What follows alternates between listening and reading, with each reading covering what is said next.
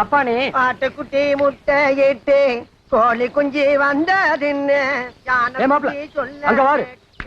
அவனை பார்க்க சப்பானி மாதிரி இல்ல? ஆமா. சப்பானி வாங்க. அப்படியே இருக்காண்டா. கால் கூட அப்படியே அடக்காம பாரு. அந்த சினிமால பேசாம இவனை நடிக்க வச்சிருக்கலாம். என்னடா முறைக்கிற?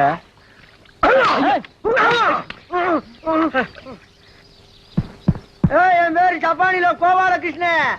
இனிமே யாராவது என்ன சப்பானி கூப்பிட்டா சப்புன்னு அரே சொல்லி இருக்கு மயிலு.